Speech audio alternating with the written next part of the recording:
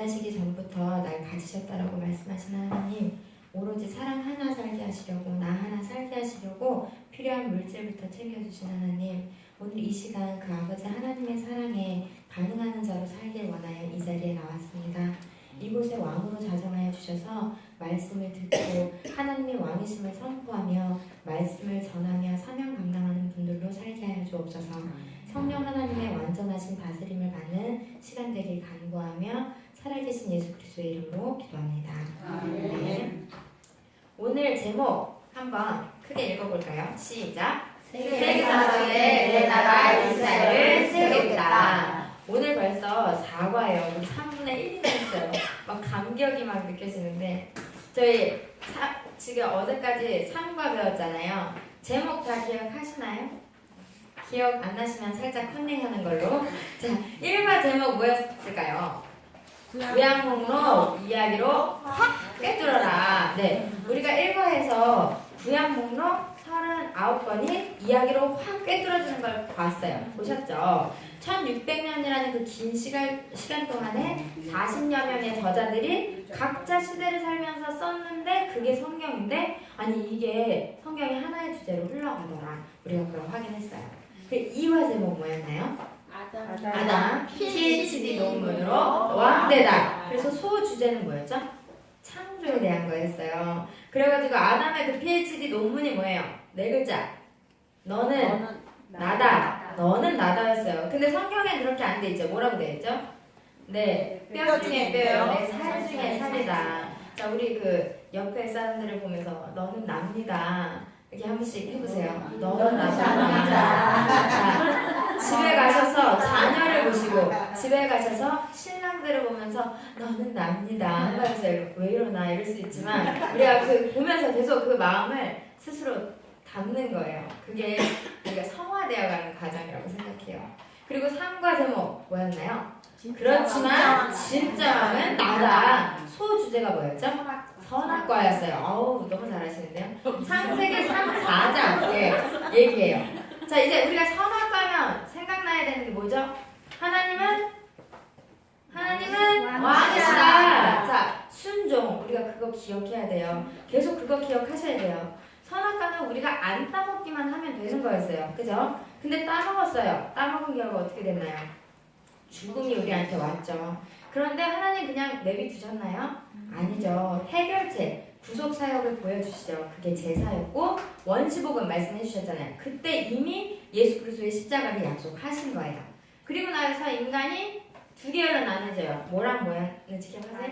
가인 계열과 셋 계열. 자, 가인 계열은 하나님의 왕권을 거부하는, 그래서 힘과 폭력으로 다스리는 나라고, 또 셋 계열은 하나님을 인정하고 하나님을 왕으로 인정하고 예배하는 공동체. 그게 중요 포인트였어요. 자, 그럼 오늘 사과 제목이 세계사 속에 내 나라 이스라엘을 세우겠다 이렇게 얘기하셨단 말이에요. 근데 세계사가 뭐지? 자, 사실 모든 역사가 세계사죠. 역사의 출발이 하나님이시고 창조주 하나님이 창조하시면서 세계사가 시작됐단 말이에요. 그럼 모든 세계사는 하나님의 왕임을 인정해야 되는 거예요. 우리가 어제 봤던 PPT 마지막 장면 중에 자, 정통 라인이다 그래서 굵은 줄이 있었고 삐죽이 하나 있었잖아요. 우리는 그 모든 사람들이 사실은 정통 라인으로 가야 돼요. 모두 하나님을 인정하는 역사로 가야 해요. 그런데 삐죽이가 나왔어요. 그래서 그 가인 계열들이 이제 자기 힘과 폭력으로 나라를 세우잖아요. 자, 그래서 여기서 말하는 세계사는요, 사실 하나님의 왕이심을 인정하는 그 모든 세계사가 세계사인데 여기서 말하는 건 가인 계열이 주도하는 세계사인 거예요. 그러니까 하나님께서 다 가인 계열이 주도해서 흘러가는 역사이니까 하나님께서 의도적으로 선포하시는 거예요. 나를 거부하는 그 가인 계열의 세계사 속에 내가 내 나라 이스라엘을 세우겠다는 거예요. 그래서 여기서 대비되는 개념이 있는데 오늘 4과 제목 책 밑에 보시면 무슨 제국이라고 나오나요? 바벨론 제국. 자, 그럼 두 개가 대비되는 거예요. 자, 그 바벨론 제국과 이스라엘 나라. 바벨론 제국은 이제 세계사, 가인 계열의 나라를 뜻하게 됩니다. 그래서 오늘 배울 범위는 바벨론 제국과 이스라엘, 그래서 창세기 5장에서 50장 나와요. 지금 매번 1, 2장, 3, 4장 이렇게 나왔는데 이번에 좀 길게 나가죠. 성경책 집에 가셔서 꼭 저희가 지금 이제 앞으로 2주 쉬잖아요. 그 2주 쉬는 동안 창세기를 이거 기억하시면서 50장까지 읽어보셨으면 좋겠어요. 오늘 이게 쭉 나갈 거니까요. 읽으실 수 있어요. 이제는 좀 더 쉽게 그리고 선악과 그래 하나님 왕이시지 이러시면서 끝까지 읽어 나가실 수 있어요. 그러니까 요거 기억하시고 자 그럼 오늘의 포인트 볼게요. 1번부터 4번까지 한번 같이 읽어보겠습니다. 1번 시작. 아담의 족보와 노아 홍수의 연관성 이해하기. 2번 시작. 노아 홍수 공부하기. 3번 다시 두 계열의 나라가 발생. 니므롯의 나라, 이스라엘 나라. 4번 이스라엘 나라를 시작하신. 제가 1과 창세기 설명할 때요. 창세기가 2부분으로 나뉜다고 말씀드렸어요. 자, 창세기 1장부터 11장까지가 무슨 내용이라고 말씀드렸는지 기억하세요? 인류 일반 역사라고 얘기했어요. 그리고 창세기 12장부터 50장까지가 하나님 나라 이스라엘 국사 시작인 거예요. 그러면 오늘의 포인트 1번부터 3번까지가 인류 일반 역사예요. 그리고 오늘의 포인트 4번이 드디어 하나님 나라 이스라엘 국사가 시작되는 시점인 거예요. 그리고 1번 뒤에 보시면 이제 창세기 5장 1, 2장에서 창조 얘기했고 3, 4장에서 선악과 얘기했고 5장 아담 족보 얘기할 거예요. 그리고 끝에 노아를 찾는 장면이 나오고요. 2번 보시면 자 6장에서 9장 노아 홍수 나와요. 그리고 이제 3번 창세기 10장에 노아 족보 창세기 11장 이제 바벨탑 사건 이제 니므롯이랑 아브라함 찾는 이야기 요거 할 거고 이제 12장에서 50장 가서 이스라엘 나라가 드디어 시작하는구나 이거 생각하시면서 우리가 스카치 테이프 들어가 보도록 하겠습니다. 스카치 테이프 한번 같이 읽어보도록 할게요. 시작. 지난 시간에는 선악과를 중점으로 두 왕사가 있다는 것을 공부했습니다. 가인같이 힘있는 자가 다스리는 공동체와 하나님이 다스리는 공동체였습니다. 가인 계열과 셋 계열입니다. 우선 여기까지 읽을게요. 자, 가인 계열, 셋 계열 또 나오죠. 가인 공동체 뭐라고요? 하나님의 왕권을 거부하고 힘과 폭력으로 다스리는 공동체. 셋 계열은요? 하나님을 왕으로 인정하고 하나님을 예배하고 하나님이 다스리는 공동체. 여기에서 보시면 그 중요한 관점이 있어요. 관점 1 뭐라고 써있죠? 여기 하나님이 다스리는 공동체하고 가로치고 하나님은 왕이시다. 관점 1 보이세요? 그 스카치 테이프 읽으시면서 맞아요? 네네. 예, 우리가 이제 관점 1, 2를 중점을 놓고 볼 건데 자 관점 1은 하나님은 왕이시다예요. 자 역사는요 계속 왕싸움하는 거예요. 선악과 이위에 모두 왕싸움하고 지금도 사실 왕싸움하고 있는 거잖아요. 누가 힘이 센가? 제국주의들 보시면 알잖아요 우리가. 그러나 우리는 뭘 외쳐야 된다는 거예요? 하나님이 왕이시다는 걸 외쳐야 된다는 거예요. 그런데 생각해보세요. 사실 가인 계열도 하나님의 자녀예요. 그런데 그들이 너무 하나님을 거부하고 다른 길로 가는 거예요. 그래도 하나님이 그들을 그냥 두고만 보실 수가 없었어요. 그래서 누구에게 희망을 거시는 거냐?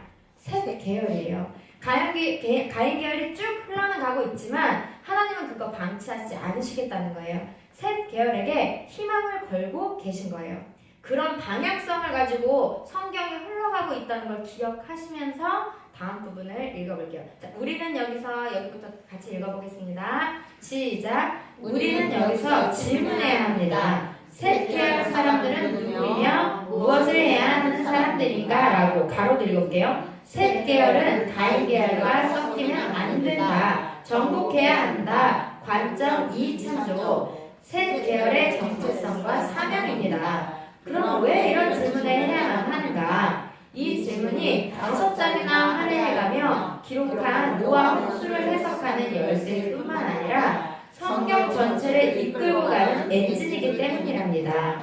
이 사실을 깨달으면 오늘 공부는 100장이에요. 그런데 신기한 게 있습니다. 이 문제를 풀기 위해서는 먼저 족보용법을 알아야 한답니다. 족보용법, 네, 족보용법입니다. 자, 밑에 내용 들어가기 1번 보시면 족보용법 이렇게 써있죠.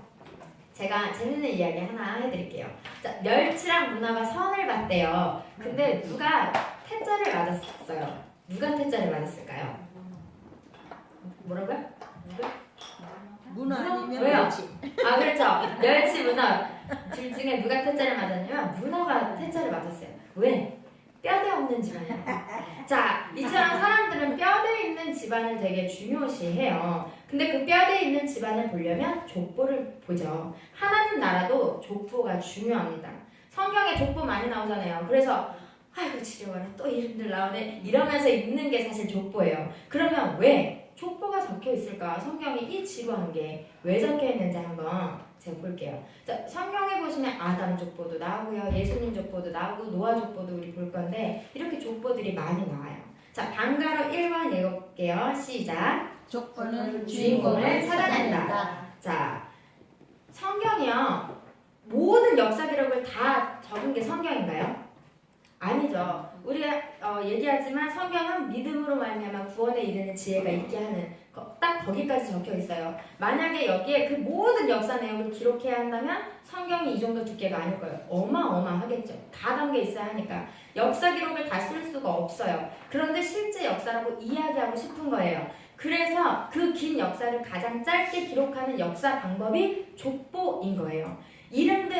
이 이름들을 거론하는 이유가 이 사람들 다 살았다는 이야기예요. 진짜 실제 역사였다라고. 그래서 우리가 이제는 읽으실 때 아 실제 이 사람이 살았구나 이렇게 읽으셔 내려가면 될 것 같아요. 아이고 왜 이렇게 있어? 그럼 그냥 띄엄띄엄 하지 마시고 그러면서 우리가 그때 살았으면 우리 이름도 있겠죠. 인형이 이렇게. 그러니까 한 사람 한 사람 이름을 읽어주면서 읽어주시면 좋을 것 같고 그러니까 실제 역사 기록 방법이다라는 거 기억해 주시면 되고요. 또 하나 족보를 적는 이유가 있어요. 자, 성경에서 족보가 등장했다? 그럼 전환점에 왔다는 신호예요. 자, 성경에 족보가 나왔다면 첫 번째 등장하는 사람이 있을 거예요. 이 첫 번째 사람이 누구냐면 앞에 이야기가 진행되었던 그 내용의 주인공이라는 거예요.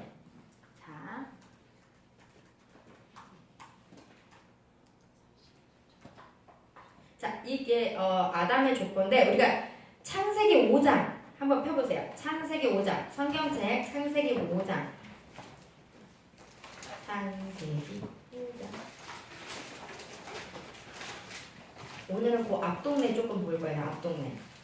자, 이제 천천히 찾으세요. 창세기 5장 이제 성경들 보시면 다 위에 이렇게 간단하게 소 제목들이 이렇게 붙여져 있거든요. 5장 위에 뭐라고 적혀 있어요? 아담의 계보. 그러면서 보시면 1절에 이것은 아담의 계보를 적은 책이니라 이렇게 나오고 3절에 아담은 130세에 라면서 아담으로 족보가 시작해요. 그 말은 창세기 1, 2장 창조 이야기 할 때 주인공이 누구였어요? 아담이었죠. 그래서 지금까지 아담이 주인공이 되어 이야기가 흘러왔다는 거예요. 자, 족보는 첫사람 이후에 낳고 중간에 많은 사람들 이야기가 나와요. 근데 사실 그 중간 사람들은 성경의 주제와는 깊이 연관되어 있지 않아요. 하지만 아까 말씀드린 대로 실제로 시간을 따라 흘러간 역사다, 사실 기록이다 라는 걸 드러내고 싶어서 적은 거예요. 그렇다면 그 족보가 찾아내는 사람은 누굴까? 누구냐? 맨 끝에 나오는 사람이라는 거예요. 족보 끝 주인공을 찾아내는 이유가 있어요. 이제 이 사람 때문에 시작되는 어떤 중대한 이야기가 있다는 거예요. 그래서 성경은 앞으로 그 이야기로 방향을 전환하겠다 하는 거예요. 성경 전체에 이 그 새로운 핵심 인물이 되고 이 그 족보 맨 뒤에 나오는 인물은 그 이후 역사의 주인공이라는 거예요.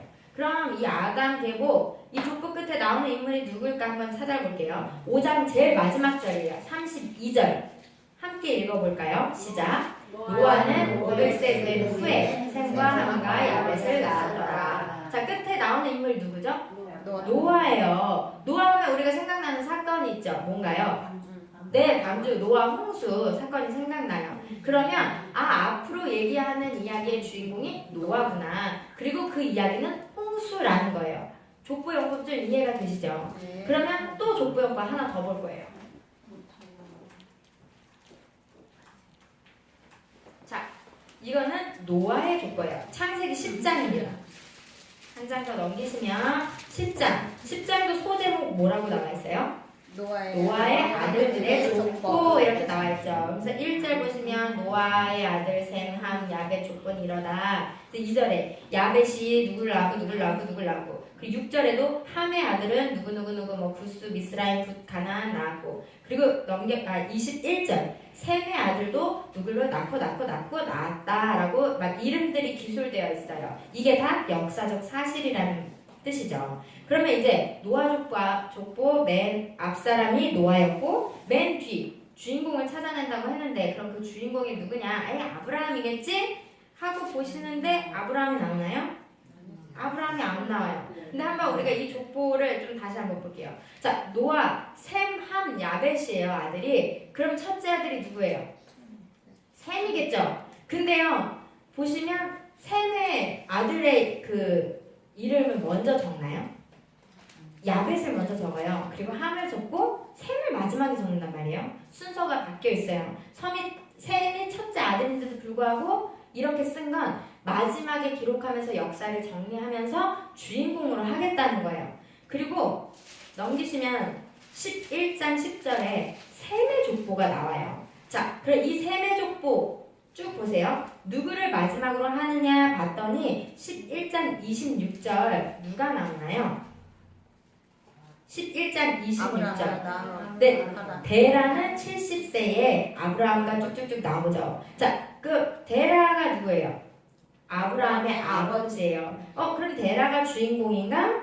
근데 32절 한번 보세요. 32절 한번 같이 읽어볼게요. 시작. 데라는 나이가 205세가 되어 하란에서 죽었더라. 죽었다고 기록해요. 그럼 데라가 아니네? 그렇다면 아브라함이 앞으로 주인공이 되는구나. 그러니까 10장의 노아 족보는 누구를 찾는 족보다? 아브라함을 찾아내고 있는 거예요. 아담의 족보에서는 노아를 찾았고 그래서 이야기가 홍수 이야기가 진행되고 노아 족보에서는 아브라함을 주인공으로 찾아내고 아브라함이 이제 앞으로 나올 이야기의 주인공이 되면서 앞으로 나올 이야기는 이스라엘 나라에 관한 게 되겠죠. 자, 족보 연법 좀 정리되시나요? 이제 족보가 나오면 조금 있게 읽으실 수 있으시겠죠? 꼭 그렇게 재미있게 읽으셔야 돼요. 그리고 큰 2번 63페이지 큰 2번입니다. 큰 2번 읽어볼게요. 시작. 아담 족보, 노아 족보에 적용해 보기. 그 밑에 2번 한번 읽어볼게요. 시작. 노아 홍수 그것이 알고 싶다. 자, 노아 홍수가 창세기 6장에 일어난 사건이에요. 근데 5장이 무슨 얘기로 끝나길래 왜 6장에 홍수 사건이 나지? 자, 창세기 5장 한번 보세요. 5장 무슨 얘기예요? 아담의 계보잖아요. 그럼 아담의 계보는 아니고. 자, 4장 어떤 얘기로 끝이 나는데 그럴까? 4장 25절 26절 찾으셨나요? 네. 여기 함께 읽어보겠습니다. 시작. 아담이 다시 자기 아내를 얻지만은 그가 아들을 낳아 그의 이름을 셋이라였으니 이는 하나님이 내게 가인이 죽은 아들 대신에 다른 신을 주셨다 하며 셋도 아들을 낳고 그의 이름을 에노스라 하였으며 그때 사람들이 비로소 여호와의 이름을 불렀더라. 자, 하나님의 왕권을 거부하는 가인 계열이 있었지만 하나님을 예배하는 셋 공동체도 생겨났다는 거예요. 아니 그러면 하나님을 예배하는 공동체가 생겨났으면 하나님께서 축복을 해주셔야지 왜 홍수가 일어났을까? 그래서 홍수가 그냥 가인 계열만 죽인 사건이 아니잖아요. 왜 홍수 때문에 가인 계열뿐만 아니라 셋 계열까지 심판하고 노아 가족 8명만 살아남는 거지? 우리가 하나하나 풀어볼 거예요. 그 앞에 우선 노아 홍수가 정말 사실이었나? 이 문제부터 살펴보겠습니다. 자, 많은 분들이 이것을 못 믿는 분들이 계세요. 이게 그래서 생장점이라고 말씀드렸어요. 그래서 진짜 사실인지 살펴볼 건데 여기 계신 성도님들은 노아 홍수가 진짜 있었다고 믿으시지요? 네, 믿어요. 근데 우리가 믿어지는 것만으로 끝나지 않고 제가 이것 때 말씀드렸어요. 자, 논리적으로 말할 수 있는 그리스도인이 됐으면 좋겠어요. 그래서 재미가 없더라도 우리가 이 과학을 좀 공부해보자 이런 거예요. 그래서 약간 조금 지루해 줄 수 있는 시간이지만 이거 보시면 이 증거를 댈 수 있겠구나. 진화론자들 제가 그랬잖아요. 이론이랑 법칙이라는 게 있어요. 이론은 검증되지 않은 거예요. 그러니까 진화론도 론으로 끝나는 거 창조론도 론으로 끝나요. 진화론자들이 계속 이 진화론이 맞다라고 얘기하는 증거들을 계속 찾고 싶어 해요. 그럼 우리도 찾아야 되잖아요. 야, 니네는 과학적으로 증거 찾아, 우리는 신앙적으로 믿을 거야. 이렇게 할 문제가 아니라는 거예요. 우리도 그럼 그 증거를 찾자는 거예요. 그래서 많은 과학자들이 그 증거들을 찾아내고 있어요. 우리는 그 찾아낸 걸 보면서 우리도 그래서 그렇게 얘기할 수 있는 그리스도인이 돼야 한다는 말씀입니다. 자, 성경에 따르면요, 노아 홍수는 노아가 600세 되던 해에 시작됐어요.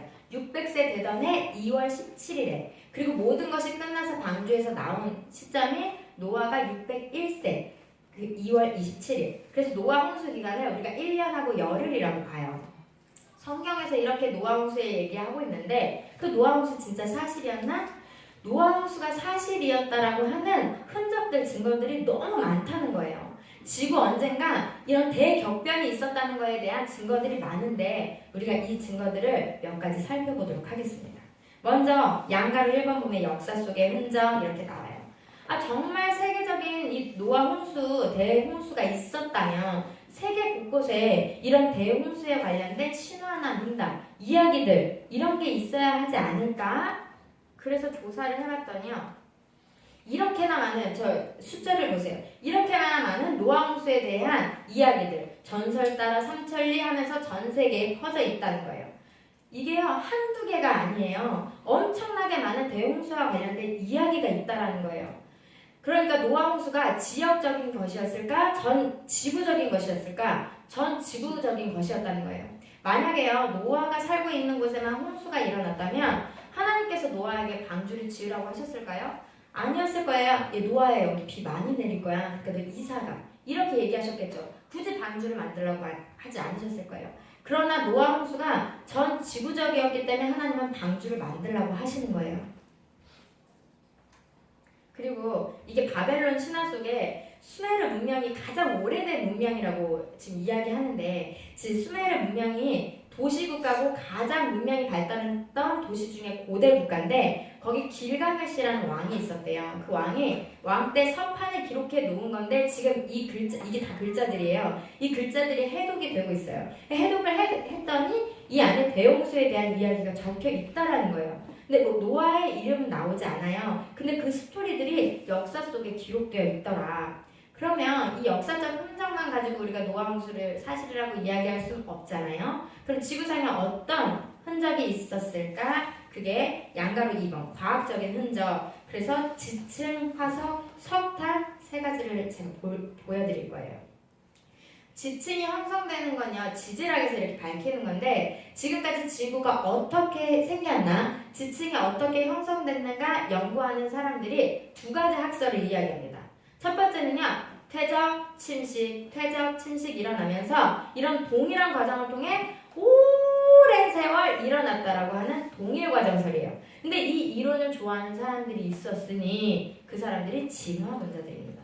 왜? 진화가 되려면 오랜 시간이 필요하거든요. 그러니까 진화론의 탄탄한 배경이 된 게 바로 이 동일 과정설이에요.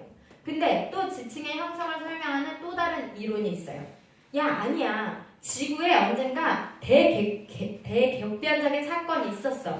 그래서 그 대격변에 의해서 지층이 형성되었을 거야 라고 보는 대격변설이 있습니다. 이 두 개의 차이가 뭔가 앞에 PPT 보시면요. 자, 이게 오랜 세월 지층이 생겼을 것이다 말하는 건데, 자, 퇴적이 되면 침식이 되고 또 퇴적이 되고 오랜 세월을 거치니까 침식이 될 거 아니에요. 퇴적이 되고 침식이 되고. 그러면 이게 동일과정설에 의한 지층의 모습이에요. 근데 아니다. 급속한 퇴적에 의해서 생겼을 것이다 라고 이야기하는 사람들이 얘기하는 지층의 모습입니다. 자, 이 모습이 어떻게 보이세요? 보시면 얘는요, 침식이 되니까 이렇게 깎여요. 그죠? 얘는 어떤 모습이에요? 약간 시루떡 모양 같지 않으세요? 평평한 모습이죠. 자, 그러면 이렇게 이야기를 하고 있는데 그 지층을 한번 보면 되겠네요. 진짜 실제 지층이 어떻게 되어 있는지 우리가 한번 볼 거예요. 자, 여러분 여기 가보신 적 있으세요? 저는 안 가봤는데요. 그랜드 캐년 다 아시죠? 막 사람들이 미국의 그랜드 캐년 그 막 다 되게 멋있다 그러고 사진 많이 찍어 오잖아요. 그래서 막 그랜드 캐년 가면 교회 다니시는 분들 막 그런 찬양 불러요. 주 하나님 지으신 모든 세계.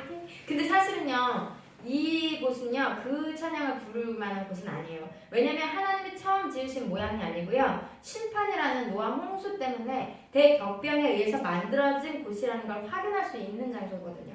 자, 여기 한번 지층을 보시면 지층 모양이 어떤가요? 아까 동일과정설로 설명할 때 가능한 지층 모양인가요? 아니면 대격변설에 의해 형성된 지층 모양인가요?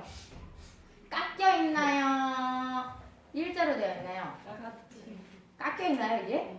일자로 되어 있죠. 떡시루트처럼 계속 착착착 되어 있잖아요. 또 여기도 보시면 자 여기 보시면 이런 식으로 되어 있잖아요. 지금 그죠? 깎여 있는 여기 다 보시면 일자죠. 깎여 있지 않아요. 자 그랜드 캐년이요 그냥 작은 협곡이 아니에요. 깊이가 1.5km가 되고요. 너비는 최대 30km래요. 그리고 길이가요 450km래요. 이게 잘 가늠이 안 되시죠? 서울에서 부산까지의 거리가 442km거든요. 그럼 그 말은 대한민국 크기 되는 대협곡인 그랜드 캐년. 근데 이 그랜드 캐년이 말하는 게 뭐냐? 그랜드 캐년의 이 지층이 어떻게 생겼는가? 어디를 봐도 뾰족뾰족하지 않아요. 우리가 실제로 확인한 결과 그랜드 캐년 모양 보니까 지층 모양은 동일과정설과 다르다. 급격한 퇴적에 의해 일어날 것이다. 그것이 확실하다는 거예요.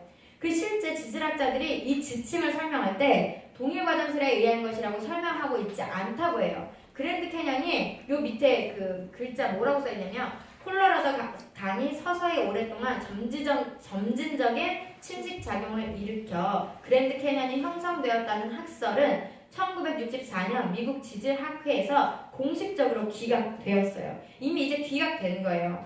그래도 그랜드 캐년 가지고는 못 믿겠는데 이거 어거지 아니야? 하실 분이 몰라서 제가 다른 자료도 준비를 했습니다. 이 내용 미디어에서 접하신 분들이 있으실지 모르겠어요. 1980년에요. 5월 18일날 동일과정설 주장을 뒤바뀐 사건이 일어났습니다. 사실 1980년 5월 18일 우리나라에 무슨 일이 일어난지 아세요? 5.18 광주 민주화 운동이 일어났어요. 근데 이게 전 세계적인 뉴스가 되지 못했어요. 왜 그랬냐? 이날 미국 워싱턴 주에 있는 세인트 헬렌산이 폭발을 했어요. 세인트 헬렌산은요 만년설이 덮인 백두산보다 높고 아름다운 휴양지가 있는 산이었어요. 그 산이 3분의 1 정도가 날아갈 정도로 큰 화산 폭발이 일어난 거예요. 그리고 규모는 작지만 그랜드 캐년과 같은 지층과 협곡을 만들게 돼요. 이 세인트 헬렌산이 폭발하면서 엄청난 막 화산재가 그 주변 도시를 다 덮었고요. 나무들이 막 뽑혀가지고 날아갔어요. 그 쌓였던 눈이 아까 만년설이라고 했잖아요. 그 눈이 쌓여가지고요. 흙이랑 범벅이 돼서 엄청난 양의 진흙이 돼가지고 끈적끈적한 저탕류가 흘러내린 거예요. 그런데 화산 폭발로 이곳에 지층이 쌓인 게 발견이 됐는데 그것도 하루 만에. 보세요. 자, 1980년 5월 18일 하루 만에 이만큼이 쌓였어요. 그리고 한 달 후에 1980년 6월 12일 또 폭발이 일어났는데요. 5시간 만에 7.5m의 그 지층이 쌓였어요. 그리고 2년 후에 3차 폭발이 일어났는데 폭발하면서 또 이만큼의 지층이 생긴 거예요. 동일과정설 주장하는 사람들에 따르면요. 1cm의 지층이 쌓이려면 1000년의 시간이 필요하다고 얘기해요. 근데요, 이거 보세요. 하루아침에 지층이 생긴 걸 본 거예요. 그것도 7.5m.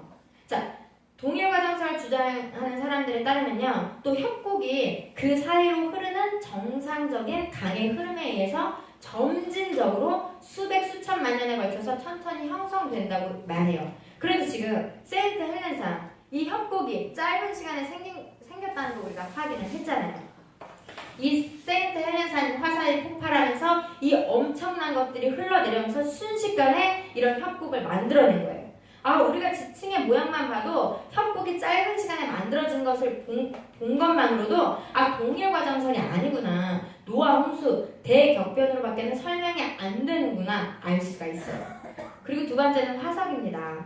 화석은요 퇴적층에 쌓이는 거예요. 이게 무슨 퇴적층이 쌓인다는 게 어떤 소리냐면 우리가 아까 퇴적층 뭐 퇴적하고 침식하고 이렇게 봤잖아요. 그 지층이 퇴적될 때 함께 들어가서 매몰돼서 그대로 남아 있는 걸 화석이라고 얘기하거든요. 화석 한번. 자, 화석이 어떻게 생기냐면요. 유기체가 매몰이 돼요. 그래서 묻혀서 죽어요. 그리고 신체 각 부분에 윤곽이 암석 내에서 보존하는 거예요. 어떤 생물의 조각인지 어떤 생물의 조각인 것 같은데 그 조각에 윤곽이 없으면 우리는 화석이라고 말하지 않아요. 반드시 묻혀서 죽을 때 그대로 신체 각 부분의 윤곽이 암석 내에서 보존되었을 때 화석이라고 이야기해요. 퇴적층이요 지구의 75%를 차지한대요. 이 많은 퇴적 지층에 화석들이 얼마나 많이 있겠어요? 너무 많다는 거예요. 그럼 그 화석을 제가 몇 가지 보여드릴게요. 자, 이거요 집단으로 움직이다가 한 방향으로 이동하다가 화석이 된 물고기들이에요. 지금 다 한 방향으로 움직이고 있죠. 그리고 이건요 작은 물고기를 잡아먹고 소화도 되기 전에 화석이 되어버렸어요. 밑에 있는 물고기는 아직 먹지도 못했어요. 잡아먹다가 화석이 된 거예요. 그런데 동일과정설에 주장하는 사람은 물고기가 죽으면 가라앉아요. 그 사체가 묻혀서 오랜 시간 열과 압력을 받아서 화석이 된다고 주장을 해요. 그런데 문제는 죽은 물고기는요 일단 부패가 진행되기 때문에 열과 압력을 받으면 몸체가 흐트러져서 화석이 되지 못한다는 거예요. 그렇다면 이 물고기를 무엇으로 설명할 수 있을까? 우리가 이런 화석들을 보면서 이 지구상에 갑자기 어떤 대격변이 일어났을 수 있다는 생각이 들어요. 또 혹시 조개가 죽으면 어떻게 죽는지 아세요? 조개탕 드셔보신 분? 자, 입을 벌리고 죽죠. 그런데 화석 중에 조개 화석이 정말 많이 발견되는데요. 조개 화석이 발견됐을 때 입을 열고 있을까요? 입을 닫고 있을까요? 닫고 있어요. 왜냐면 거의 다 살았을 때 급격하게 죽었으니까 그냥 갑자기 묻혀서 화석이 된 거예요. 그래서 화석은요 노아의 홍수를 증명할 수 있는 또 하나의 좋은 증거가 되는 거예요. 그리고 세 번째 석탄 볼게요. 석탄이 뭐냐면요 쉽게 말해서 식물의 화석이거든요. 석탄 옛날에 어떤 상황에서 만들어진 그 석탄을 지금 우리가 사용을 하고 있는 거예요. 그러면 동일과정설에 따르면요 이 석탄이 어떻게 만들어지냐면 큰 아열대성 나무들이 쓰러져서 묻히면서 공기가 차단되고 오랜 세월 고열과 압력으로 석탄이 만들어졌다고 말을 해요. 근데 여기서 문제점이 있어요. 일반적으로 이제 나무들이 이렇게 쓰러지면요 얼기설기 이렇게 쓰러질 거 아니에요. 누군가의 어떤 의도하지 않는 한. 그럼 공기가 차단될 수 있나요 없나요? 얼기설기 이렇게 하면 공기가 절대 차단될 수 없어요. 어떤 누군가의 의도적으로 공기를 차단하지 않는 한. 그런데 그것도요 한 지역에만 있는 게 아니라 지금 전 세계에 퍼져 있잖아요. 이렇게 될 수 있느냐는 거예요.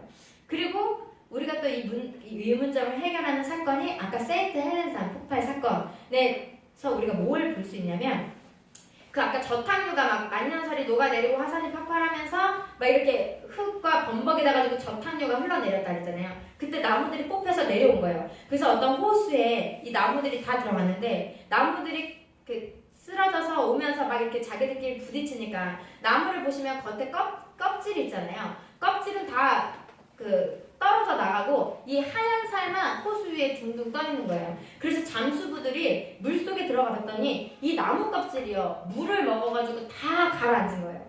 다 가라앉아서 이거를 꺼내서 봤더니 이 나무 껍질이 석탄 이전 상태인 이탄이 된 걸 발견한 거예요. 그러니까 갑자기 어떤 큰 대격변에 의해서 석탄이 된 걸 발견을 한 거예요. 이 말은 우리가 동일과정설이 아니라 대격변에 의해서 이렇게 된 거구나 우리가 말할 수 있다는 거예요. 그래서 지층, 화석, 석탄을 보면 노아홍수로밖에 설명되지 않는 과학적 흔적들이 있더라. 그걸 우리가 볼 수 있다는 겁니다. 그 다음 빙하기예요. 자, 이런 거 보신 적 과학책이나 이런 거 보신 적 있으실 수도 있어요. 시베리아 빙하 속에서 발견된 새끼 매머드 모습입니다. 자, 추운 물 속에서 급속히 냉각이 돼가지고 그 사체가 지금까지 잘 보존돼 있어요.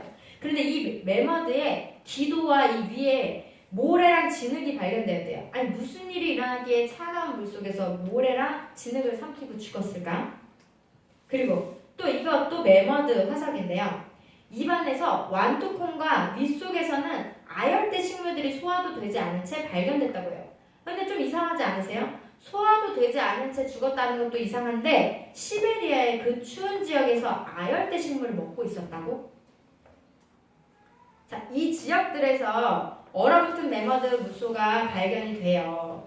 여러분 요즘 지구온난화가 심해가지고 뭐 지구온도가 상승한 빙하가 녹아가지고 해수면이 높아지고 뭐 이런 지구 환경의 문제들 있잖아요.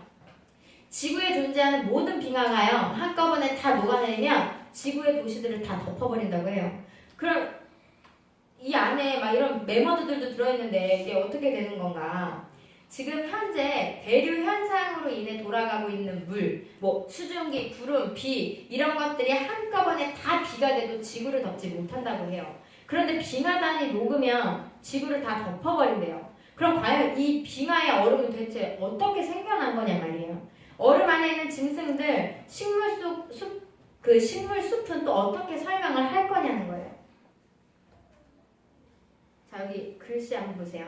얼음 안에 있는 이미 알려진 과학적인 사실들이 있어요. 남극 대륙, 북극의 시베리아 그 추운 곳에 초목이 무성한 식물들이랑 동물 화석이 발견되고 있어요. 또 화석들의 크기가요 현재 있는 종보다 더 커요. 자, 잠자리 날개가 몇 cm래요? 60cm. 잠자리 날개 60cm 되는 거 보신 적 있으신 분? 있으신가요? 근데요 화석이 말하고 있네요. 잠자리가 날개가 60cm가 있었대요. 있었네요. 어떻게 있었지? 자, 조금 이따 볼 거예요. 모든 과학자들이요 이 지구상에 빙하기가 있었다라는 사실에 대해서 인정을 해요. 근데요 왜 생겨났는지 논리적으로 대답을 못한다고 해요. 그런데 성경은 홍수와 빙하기를 대답합니다. 워크북 64페이지 단가로 2번이에요. 자, 여기서부터 이제 좀 더 중요한 얘기가 나옵니다. 기지개도 펴주시면서 들어주시면 돼요. 자, 64페이지. 우리 그 성경이 홍수와 빙하기를 대답한다. 자, 네모 박스 있어요. 같이 한번 읽어볼게요. 시작. 노아가 600살 되던 해의 둘째 달, 그달 11의 날, 바로 그날에 땅속 깊은 곳에서 큰 샘들이 모두 터지고 하늘에서는 홍수문들이 열려서 40일 동안 밤낮으로 비가 땅 위에 쏟아졌다. 노아 홍수하면 사람들이 비가 40일 동안 내렸다고 생각하거든요. 그래서 막 과학자들이 질문해요. 야, 하루에 비가 아무리 많이 내린다고 가정해도 40일 내려갖고는 세상을 다 덮을 수 없어. 불가능해. 그런데 성경에서 노아 홍수가요. 하늘에서 내린 우리가 생각하는 비가 아니라고 이야기하는 거예요. 여기서 뭐라고 얘기해요? 깊은 곳에서 큰 샘들이 터지고 하늘에서 홍수문이 열렸다는 거예요. 자, 깊음의 샘이 터졌다는 게 뭘 말하는 걸까요? 화면 보세요. 화산 폭발로 인해서 땅속에 있던 지하수를 건드려서 물이 터져 나오게 되었다는 걸 말하는 거예요. 저희 창세기 1장 7절 한번 볼까요? 창세기 1장 7절이에요. 창세기 1장 7절 한번 읽어볼게요. 시작. 하나님이 공창을 만드사 공창 안의 물과 공창 위의 물로 나누게 하시니 그대로 되리라. 우리말 성경에 어떻게 되어 있는지 제가 읽어볼게요. 하나님이 처음 지구를 창조하실 때 하늘에는 지구를 덮는 물로 된 층이 있었고 땅에는 강, 바다, 호수 외에도 지하를 흐르는 지하수가 있었다. 우리말 성경이에요.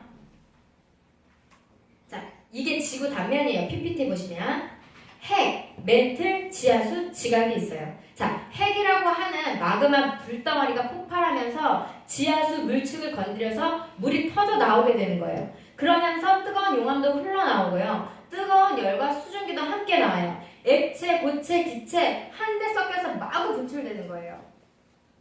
또 화산 폭발로 인해서 엄청난 지각 변동이, 지금도 막 지진 일어나잖아요. 뭐 화산 폭발하면 지각 변동이 일어난다고, 지진이 일어난다고. 엄청난 지각 변동이 일어나면서 화면 보시는 것처럼 밑에서 마그마가 터져서 나오니까 지각이 깨져버리는 거예요. 그래서 우리 이런 얘기 하잖아요. 본래 하나로 붙어있던 땅이 떨어져 나간 거예요. 그래서 우리 이거 조각하면 뭔가 비슷한 모양이라고 얘기하잖아요. 한 덩이였을 것이라고 우리 얘기하잖아요. 이 얘기는 성경에서 깊음의 샘이 터져서 이렇게 된 거구나 라고 얘기할 수 있어요. 또 하늘에 빙하기가 열렸다고 말해요. 이게 무슨 뜻일까? 자, 화면 보세요. 지구 위에 엄청난 양의 물층이 있었다는 거예요. 아까 읽은 창세기 1장 7절에 궁창 위에 물이 그게 이물을 말하는 거예요. 그리고요, 지구를 둘러싸고 있는 이 물층이요, 한겨울에 비닐하우스 같은 역할을 해요. 그래서 북극이나 남극도 생물들이 살기 적합한 따뜻한 아열대성 기후였다는 거예요. 근데 기품의 샘이 터지고 하늘의 창이 열리면서 환경 자체가 깨져버린 거예요. 당시까지 너무나 좋았던 지구의 기후들이 싸그리 변화된 거예요. 그래서 당시 환경에서 가능했던 생명체들이 사라지게 되고 급작스러운 핵겨울 현상으로 빙하기가 찾아오고 원래 좋았던 지구, 그래서 온대 식물을 먹던 매머드들이 얼음 속에 갇히게 되고 오늘날 우리에게 화석으로 공개가 되는 거예요. 갑자기 빙하기가 찾아오니까 여기 이거 화면 보세요. 이 북극 온도가 원래는 그냥 영하 10도 정도, 그리고 30도 이렇게 되어 있잖아요. 근데 이게 하늘에 문이 열리면서 이제 완전히 기후가 바뀌니까 갑자기 영하 70도가 되고, 이러니까 매머드들이 원래 시베리아에 살았겠지라고 생각하지만 그렇지 않았다라는 거예요. 노아 홍수 전에 비가 내리지 않았다고 얘기해요. 그래서 그 당시 사람들이 노아 말을 못 믿은 거예요. 비 자체를 본 적이 없으니까. 그 근거가 창세기 2장 5절에서 6절입니다. 창세기 2장 5절에서 6절. 창세기 2장 5절에서 6절. 함께 읽어볼까요? 시작.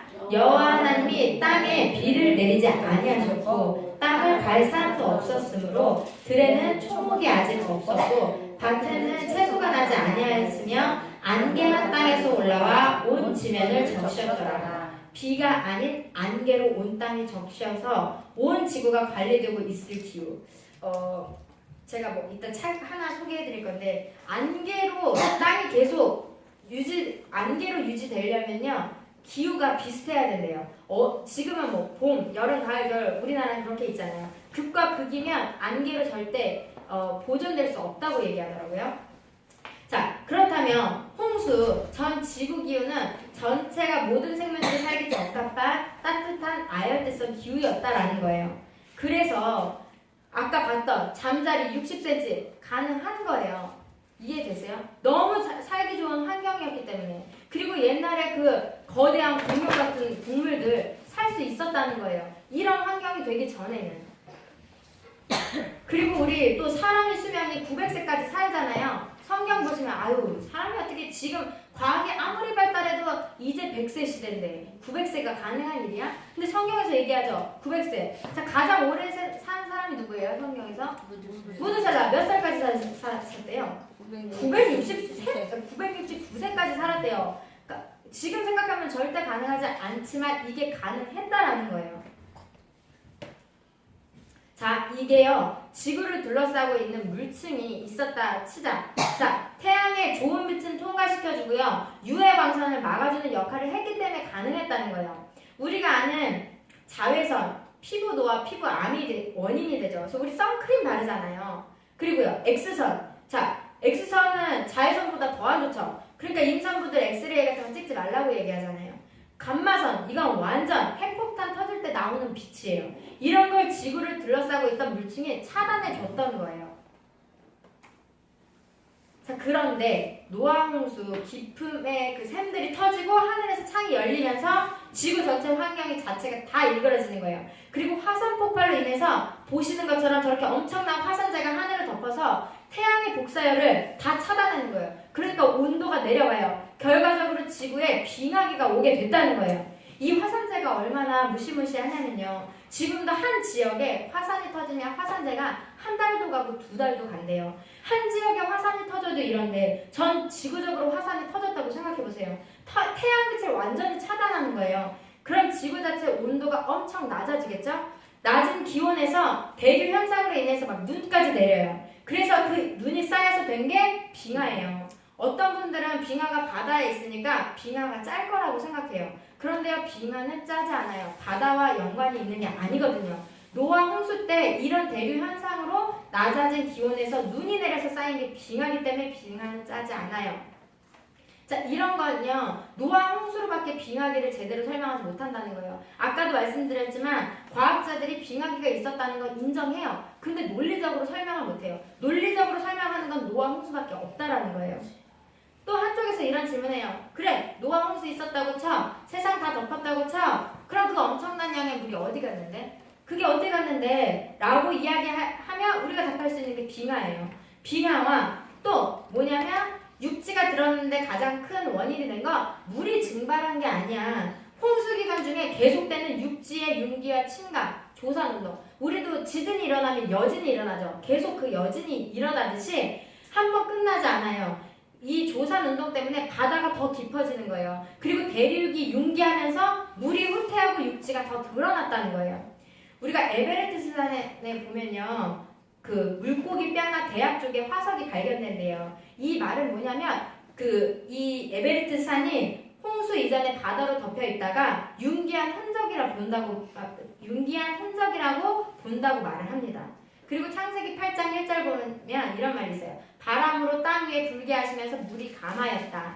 수면 위에 큰 바람이 물의 증발을 가속화시켜서 물이 감하는데 큰 역할을 했다고 보는 거예요.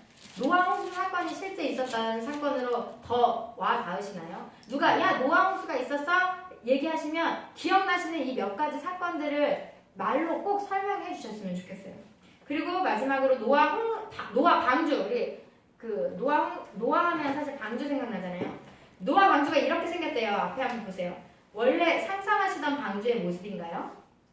좀 아니시죠? 저도 아니었거든요. 약간 관같이 생기기도 하고 그냥 낀 박스같이 생기기도 해요. 노아 방주는요, 특이한 게 2개 있어요. 하나는 노 젓는 곳이 없어요. 그리고 또 하나는요, 운전대 키가 없어요. 하나님께서 친히 운전대를 잡아주시는 거예요. 그리고 이게 노아 방주 구조예요. 성경에 나온 구조대로 만들어 보니까요, 축구장이랑 비교를 했대요. 비교를 해보니 축구장보다는 좀 길고요, 폭은 3분의 1 정도 되는 크기인 거예요. 자, 이렇게 봐도 사실은 잘 감이 안 와요. 그래서 1992년에 대덕 연구단지에서 이 치수대로 배를 만들어서 안전성 테스트를 했대요. 그 결과가 신문에도 나고 뉴스에도 나왔다는 거 보신 기억이 있으실지 모르겠어요. 저는 사실 기억이 안 나는데, 자, 그 결과가 뉴스랑 신문에 났는데 뭐라고 났냐? 90도 이상 기울어졌다가도 다시 원위치 하는데 보건 안정성 최고래요. 그리고 40m 파도에도요, 배가 뒤집히지 않는 파랑 안정성 최고래요. 파도에 따른 배의 하중으로 파손 방지 구조 안정성 최고래요. 이 말은요, 세상에서 가장 안전한 배라는 거예요. 4,500년 전에 어떻게 이런 배를 만들었고 어떻게 이런 치수가 나왔는지 선박 설계 과학자들이 엄청 놀라움을 금치 못한다고 해요.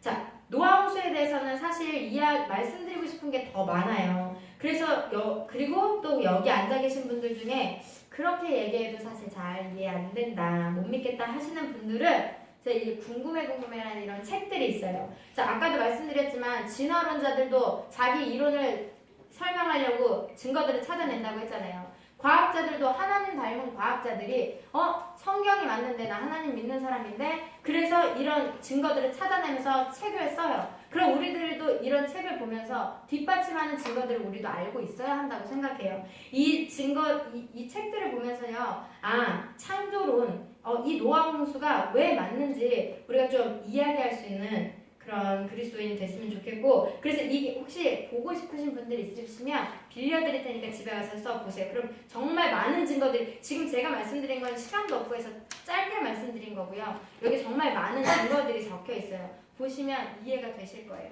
성경에서 궁금했던, 해결 안 됐던 답이 이 안에 들어있을 수도 있습니다.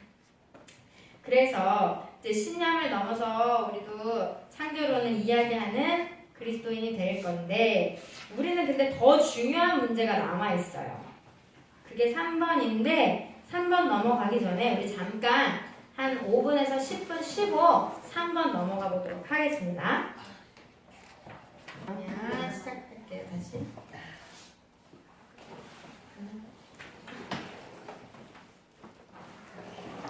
자, 아까까지 그래서 우리가 과학 얘기 조금 지루하지만 그래도 그 얘기 잘 들어주셨고, 근데 우리가 믿는 우리한테는 좀 더 중요한 문제가 남아있어요.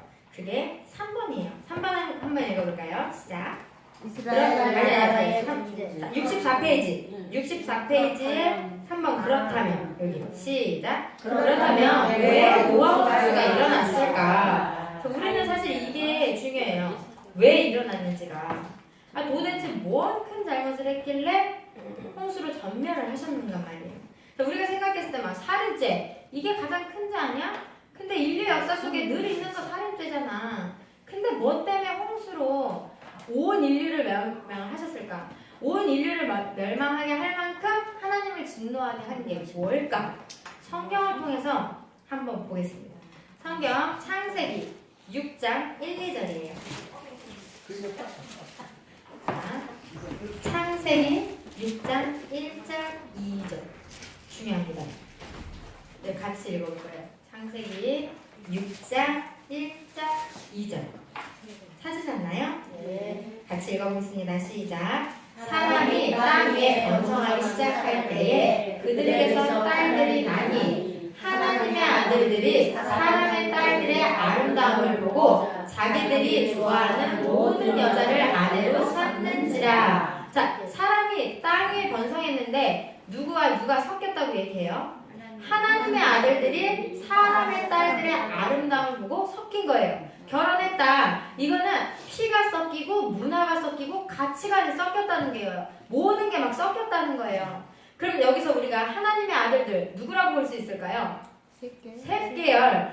하나님을 왕으로 인정하며 하나님을 예배하는 공동체. 자, 창세기 5장 족보에 나올 만큼 그런 하나님의 사람들인데 이들이 누구랑 섞였대요? 사람의 딸들. 사람의 딸들은 무슨 계열일까요?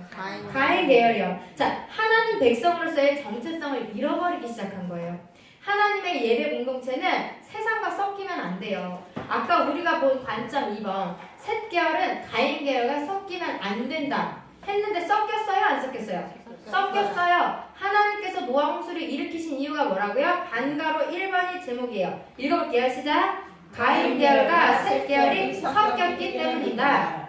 자, 반가로 2번 창세기 5장 셋 공동체의 존재의 사명을 주셨는데 셋 계열이요. 가인 계열 정복 안 하고 가인 계열과 똑같아졌다는 거예요. 그럼 정복을 어떻게 해요? 사랑으로 정복을 해야 하는 거예요. 야, 내가 명품 사줄게 이러면서 전하는 게 아니고요. 하나님은 왕이시다. 이거 말로요. 삶으로 예배 가운데 이거 선포하고 전해야 했어요. 하나님의 아들인 정체성을 가지고 이 사명 감당했어야 했는데 이걸 했다 못했다? 이걸 못했다는 거예요.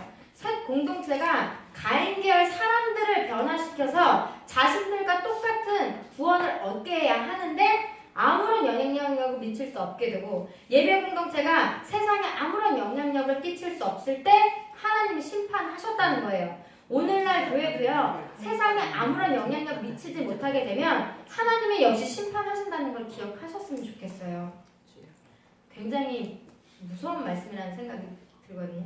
자, 반가로 3번이에요. 이스라엘 나라의 존재의. 이것도 마찬가지입니다. 하나님의 예배 공동체는요. 절대로 섞이면 안 되고요. 가인 계열을 정복해야 해요. 하나님께 돌아오도록 해야 해요. 이것을 꼭 붙들고 말라기, 요한계시록까지 흘러가야 해요. 예루살렘과 온 유대와 땅끝까지 이르러 내 증인이 되는 삶, 그 삶을 우리는 살아야 해요. 이스라엘 나라, 모든 민족에게 하나님의 왕되심을 드러내는 모델 나라, 제사장 나라로서 세상 나라를 정복하고 하나님께 돌아와서 복받게 해야 하는 거예요. 우리 얘기했잖아요. 복이 뭐예요? 이따 할 거구나. 네, 복 받게 해야 하는 거예요. 자, 그런데 홍수 이후에 또 두 계열이 생기는 거예요. 자, 지도 보시면요. 노아 홍수 후에 셈, 함, 야벳, 노아 후손들이요. 세계로 흩어져서 정착하는 걸 보여주는 지도인데 셈은 중동, 아시아 지역, 함은 아프리카, 야벳은 유럽 지역으로 흩어져 가고 있는 거예요. 창세기 10장에 노아의 홍수 이후에 하나님의 심판 이후 하나님의 관심사는 또 셋 계열이에요. 하나님을 예배하는 공동체라는 거죠. 10장 아까 우리 노아 족보 봤는데 노아 족보 아까 우리가 족보 보면 뭘 찾아야 된다고 했어요? 마지막 주인공을 찾아야 한다 말씀드렸어요. 또 우리가 노아 족보 다시 한번 보면서 두 계열을 또 찾아낼 거예요. 단가로 2번 한번 읽어볼게요. 시작. 노아 족보가 찾아내고 싶은 주인공 두 사람은 누구일까? 창세기 10장 보겠습니다. 창세기 10장. 창세기 10장 보시면 아까 노아의 아들 셈, 함, 야벳 후손들 기술하는 노아의 족보인데 막 이름들 기술되어 있잖아요. 함의 아들 누구, 야벳의 아들 누구 이런데 유독 한 사람에 대해서 길게 설명하고 있어요. 8절이에요. 자, 함의 아들 부스에게서 니무롯이 나왔대요. 그러면서 8절에서 12절까지가 그 니무롯에 대해서 얘기하거든요. 눈으로 한번 쭉 따라오세요. 8절에 그는 세상의 첫 용사예요. 9절에 여호와 앞에 용감한 사냥꾼이라는데 이 말은 뭐냐면요. 하나님을 두려워하지 않는 하나님을 대적하는 포악한 사람이라는 거예요. 그리고 속담에 나올 정도로 세상 사람들이 다 아는 유명한 사람이었대요. 그리고 10절에서 12절 보시면 니무롯이 그의 나라를 세우고 세상 나라 왕이 되었대요. 그러니까 첫 번째 찾아낸 주인공이 누구예요? 니무롯이죠. 그럼 두 번째 찾아낸 주인공은 누구냐? 아까 말씀드렸지만 다른 아들의 족보보다 셈의 족보가 특별하다고 얘기했어요. 셈이 첫 번째 순서인데도 불구하고 셈의 족보를 통해서 누군가 목표로 하는 사람이 있는데 그 사람이 누구다?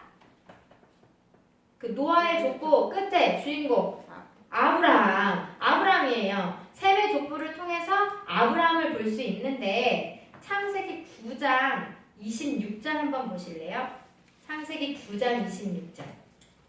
그 위에는요 함을 저주하는 내용이에요. 왜 이렇게 그 노아가 발가벗고 있는 걸 이렇게 막 얘기하고 그런 거 있잖아요. 그래서 함을 저주하는 내용이 나오고 26절에 뭐라고 나오냐면요. 셈의 하나님 여호와를 찬송하리로다 하고 나오죠. 셈의 하나님. 자, 우리가 잘 아는 말 있죠. 아브라함의 하나님, 이삭의 하나님, 야곱의 하나님. 근데 여기서 셈의 하나님이라고 나와요. 성경에서 최초로 관계를 표시하는 대목이 셈의 하나님이에요. 관계가 뭘까요? 관계는 언약이에요, 언약. 그래서 셈의 족보가 중요한 거고요. 그 셈의 족보를 통해서 아브라함이 나왔다는 게 중요한 거예요. 자, 창세기 또 11장 10절부터 셈의 족보가 나와요.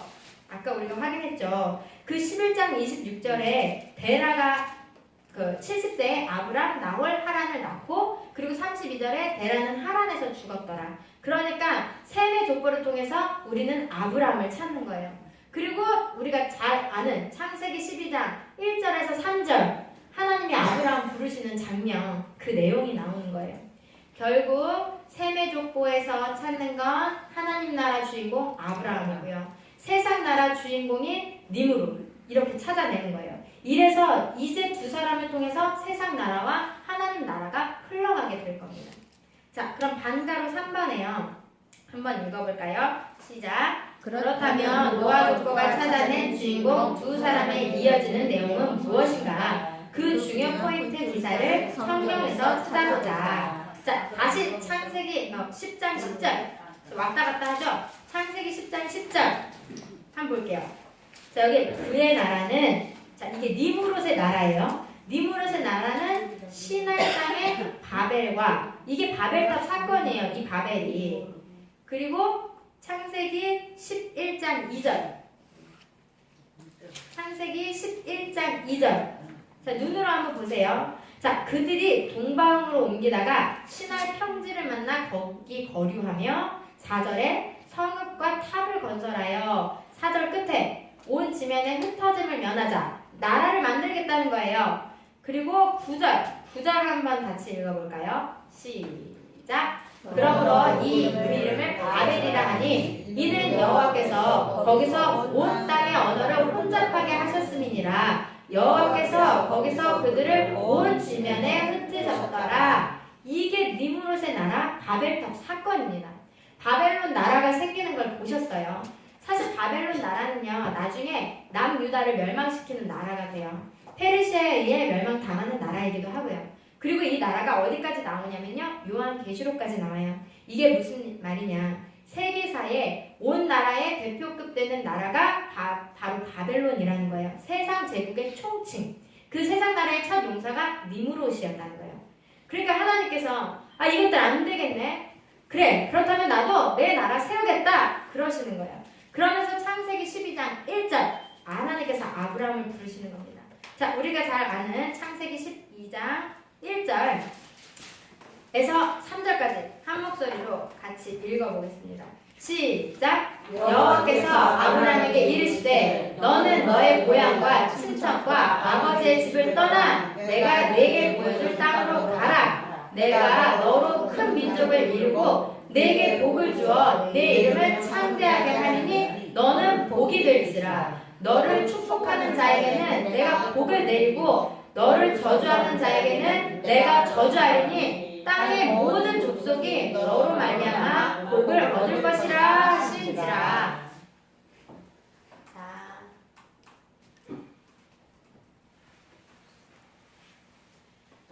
아브라함을 어디서 불러내셨어요? 갈대아인의 우르에서 부르셨어요. 여기가 그냥 거룩한 땅, 거룩한 동네에 살던 사람이 아니에요. 우리가 지금 계속 얘기했던 세상 나라, 메소포타미아 문명이 시작되고 만들어진 그 나라, 바벨론 제국이 있었던 우르라고 하는 땅에 있던 아브라함을 불러내시는 거예요. 그러고 나서 어디로 가라고 하시죠? 내가 내게 지시할 땅, 내가 내게 보여줄 땅으로 가라. 거기가 가나안 땅이에요. 아브라함이요, 그냥 나이든 노인, 늙은 할아버지, 그런 분이 어쩌다가 하나님 부르신 바라서 간 게 아니고요. 그 시대에 가장 문명이 발달했고 모든 혜택을 누릴 수 있었던 사람이요. 그 모든 걸 포기하고 하나님의 부르심에 순종해서 인간이 누리기에 적은 혜택이 있는 곳, 그러나 하나님의 계획하심이 있는 그곳, 하나님 나라에 대한 사모함을 가지고 순종했다는 것을 기억하셔야 해요. 아브라함은 하나님의 약속을 믿었어요. 아브라함을 부르시고 아브라함을 통해서 하나님의 나라 이스라엘을 세우시겠다고 하는 그 약속 믿고 간 거예요. 그럼 워크북 65페이지 밑에 빈칸에 적으실 수 있으시겠어요? 네. 자, 주인공은 위에는 니므로, 밑에는 아브라함. 자, 사건은 위에는 바벨탑 사건, 밑에는 아브라함 부르심. 그리고 위에 나라는 바벨론 제국이 생겼고 밑에는 이스라엘 나라, 하나님 나라 모델이 생긴 거예요. 되셨나요? 네. 그럼 66페이지 단답은 4번이에요. 읽어보겠습니다. 시작. 결국 나라의 두 가지 전형 모델을 보여주는 것이다. 찾으셨나요? 네. 66페이지입니다. 자, 양과로 1번 또 읽어볼게요. 시작. 국민, 주권, 영토라는 주권으로 형성된 두 나라의 모형 살피기. 자, 나라가 만들어지려면 세 가지 요소가 필요하다고 말씀드렸었어요. 뭐죠? 국민, 네. 주권, 국민, 주권, 영토. 자, 이 세 가지 요소를 가지고 세상 나라와 하나님 나라가 어떻게 다른가 비교해 보도록 하겠습니다. 우리 아까 봤는데 바벨론 제국에서 니므롯, 힘이 센 인간이 주권을 갖고 있었죠. 그쵸? 그리고 영토는요, 자기들이 신할 땅을 찾았대요. 그리고 국민은 거대 세력을 만들자, 흩어지지 말자라고 했어요. 이것이 세상 나라 모형인 바벨론 제국의 국가 3요소예요. 그러면 이스라엘 하나님 나라 모형은 어떤가? 창세기 12장 1절에 여호와께서라고 시작하죠. 이스라엘의 주권은 여호와, 하나님이 왕이십니다. 그리고 영토는요, 내가 보여줄 땅, 지시할 땅으로 가라. 하나님께서 땅을 주시겠다고 하시죠. 그리고 큰 민족을 이루게 하겠다. 이게 국민이에요. 하나님의 백성이 나타나는 거예요. 이게 두 가지의 모형이에요. 그럼 거기 쓰실 수 있으시겠죠? 자, 우리는요, 지금까지 노아의 홍수, 그리고 노아 홍수 그 이유를 통해서 두 사람의 주인공을 찾아냈어요. 그리고 두 나라가 형성된 걸 확인했습니다. 창세기 11장까지 주제가 뭐라고 말씀드렸죠? 인류 일반 역사. 반복, 엄청 반복하죠. 자, 말할 수 있는 그리스도인이 돼야 이게 이해가 되는 거예요. 소화가 되는 거예요. 창세기 11장까지는 주제가 인류 일반 역사다. 메소포타미아 문명을 중심으로 쭉 나라들이 형성해 왔어요. 나라들이 많아요. 가인 계열이 너도 나는 힘으로 각 나라를 세우는데 이 많은 나라 속에 하나님께서 뭐 하시겠다는 거예요? 나도 내 나라 이스라엘 세우겠다. 그 많은 나라 중에 하나님도 나라를 세우시겠다는 거예요. 계속 말씀드리지만 원래 세계사가 하나님 나라여야 돼요. 모든 사람이 하나님을 왕으로 인정해야 해요. 근데 거부하잖아요. 그러면서 자기들끼리 그 자기들 세계사를 만드는 거예요. 그러니까 하나님께서 도저히 보고 계실 수 없죠. 그래서 하나님이 나라를 세우시는 거예요. 자, 양가로 그게 양가로 2번 창세기 11장과 12장 사이에 있는 그랜드 캐니언이라는 거예요. 자, 그랜드 캐니언 아까 보셨잖아요. 그랜드 캐니언을 가면 그 뷰 포인트라고 해서 전망을 잘 볼 수 있는 전망대가 있대요. 그 뷰 포인트 전망대가 뭐냐면 한눈에 그 그랜드 캐니언을 확 볼 수 있는. 그런데 여기서 지금 그랜드 캐니언이라고 얘기하잖아요. 이게 무슨 말이냐? 이 11장과 12장에서 세워진 두 나라의 이 특성을 보면 성경 전체를 한눈에 볼 수 있다라는 거예요. 자, 그게 무슨 말이냐면요. 12장부터 시작되는 나라, 이 나라는 11장의 바벨과 같은 이 세상 나라를 하나님께로 돌아오게 하기 위해 세워지는 나라다. 이게 계속 성경 전체까지 끌고 가는 엔진이 되는 거예요. 우리 뭐예요? 우리 그리스도인이죠. 그리스도인이 뭐 해야 돼요? 우리끼리 잘 먹고 잘 살아요? 아니잖아요. 하나님 모르는 사람한테 가서 하나님이 왕이야 전해줘야죠. 그 가양계열을 우리가 정복해야 되는 거예요. 이걸 한눈에 볼 수 있는 곳이 이곳이라는 거예요. 창세기 11장과 12장. 그래서 하나님께서 창세기 12장에 하나님 나라를 세우시는 거예요. 자, 그래서 큰 5번 넘어가도 될까요? 큰 5번이에요. 시작! 이스라엘 국사 시작되다. 자, 방과후 1번에 하나님도 나라를 시작하시는 이유가 있다는 거예요. 여기도 생장점이죠. 이스라엘 백성들이 선민사상이라고 하는 그 오해를 풀 수 있는 지점이에요. 창세기 12장에서 아브라함을 부르시고 아브라함을 부르신 것을 통해서 우리가 성경이 말하는 복의 의미가 뭔지, 이스라엘의 존재의 의의, 사명이 뭔지 살짝 살펴봤는데 다시 한번 보겠습니다. 자, 워크북 67페이지예요. 박스에 창세기 아까 읽었는데 조금 다른 말로 되어 있어요. 여기 같이 한번 또 읽어볼게요. 시작. 주께서 아브라함에게 말씀하셨다. 너는 네가 살고 있는 땅과 내가 나는 곳과 너의 아버지의 집을 떠나서 내가 보여주는 땅으로 가거라. 내가 너로 큰 민족이 되게 하고 너에게 복을 주어서 내가 크게 이름을 떨치게 하겠다. 너는 복의 근원이 될 것이다. 너를 축복하는 사람에게는 내가 복을 베풀고 너를 저주하는 사람에게는 내가 저주를 내릴 것이다. 땅에서는 모든 민족이 너로 말미암아 복을 받을 것이다. 이 세 구절 안에 성경이 말하는 복의 정의가 있습니다. 복이 뭘까요? 너에게 복을 주는데 복의 근원이 된대요. 자, 아브라함이요, 이스라엘의 국부잖아요. 지금 이스라엘에 들어가는, 하나님 나라에 들어가는 첫 번째 주민이 되는 거예요. 그러니까 그 복이 뭐예요? 하나님 나라 들어가는 거예요. 하나님 나라 백성이 되는 게 그게 바로 성경이 말하는 복이에요.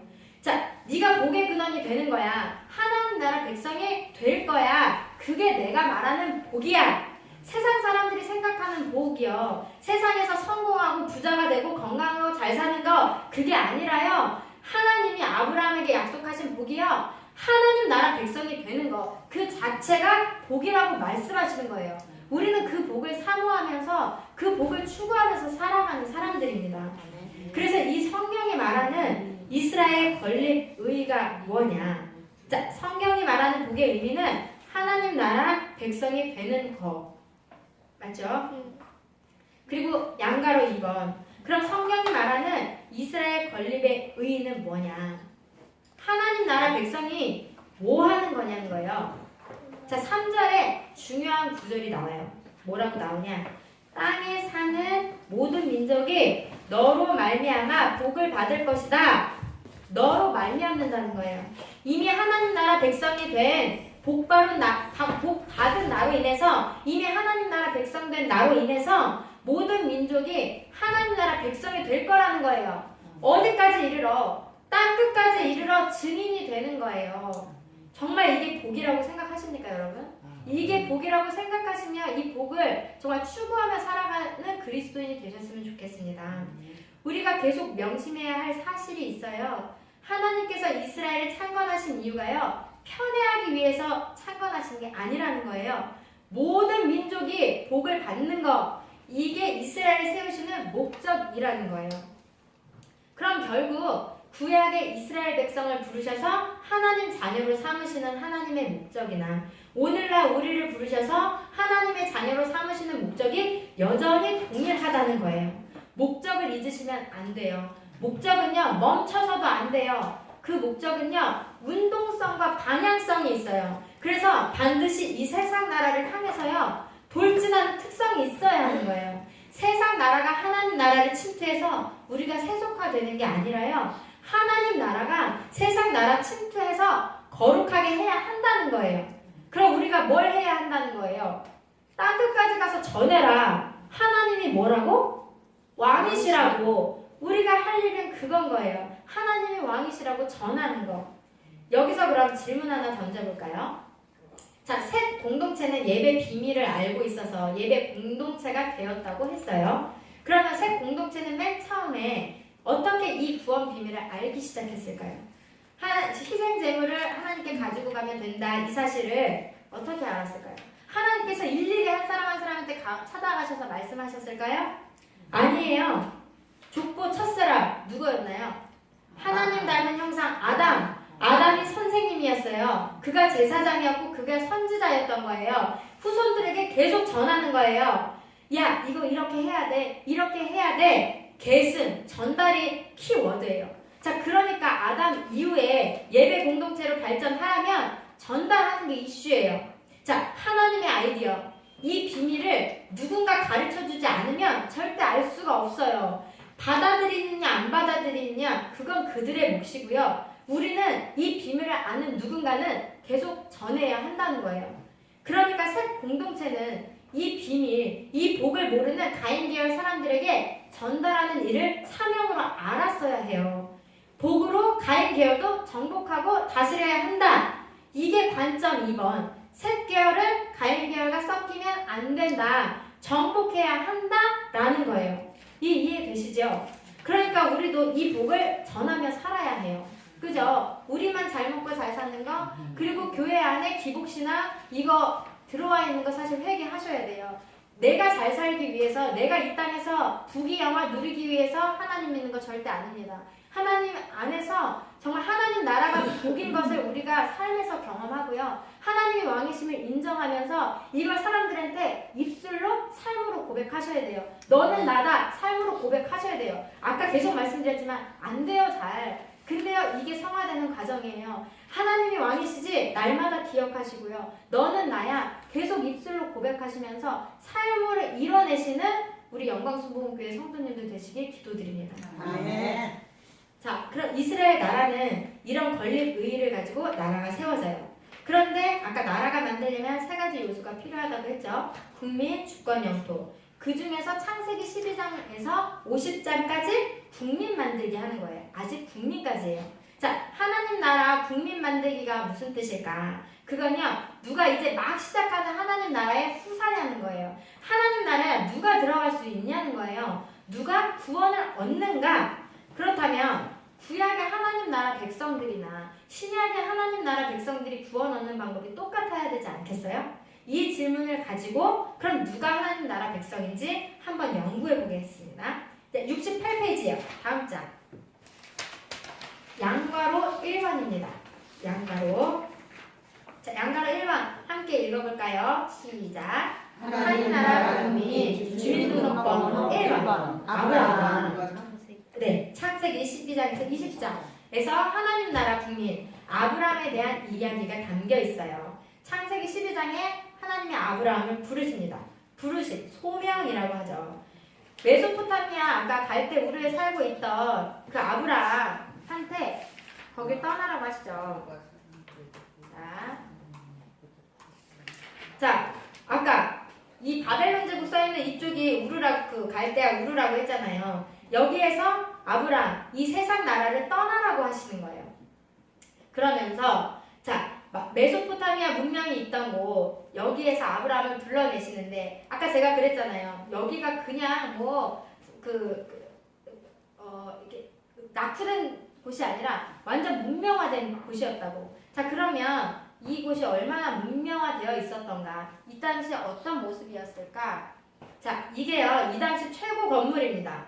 이거 엄청난 건축물이에요. 이게 이 당시 이 메소포타미아 문명에는 발달하고 있었어요. 이렇게. 그리고 자, 이건 함무라비 법전인데요. 자, 최초의 법전인 함무라비 법전입니다. 이미 성문법이 있었던 나라였다는 거예요. 그리고 이건요, 그 당시 쓰던 쐐기 문자예요. 문자도 있었구나. 그리고 이거 놀이기구도 있어요. 문화도 발달했다는 걸 말해주는 거예요. 그리고 정교하고 섬세한 금 세공품들, 자, 이런 기술들이 있었다는 거예요. 그리고 이건 인장인데요. 인장들도 다 굉장히 섬세하고 정교하죠. 그리고 그 당시 도자기예요.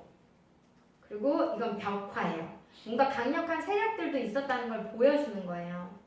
그리고 이것도 다 이제 도자기들이거든요. 금 세공품들, 액세서리. 이게 다 뭘 말해주는 걸까요? 네. 이세 굉장히 발달했던 문화였다는 거예요. 지금 우리가 보면 이게 이럴 테지만 이때 당시 정말 굉장한 문화였다는 거예요.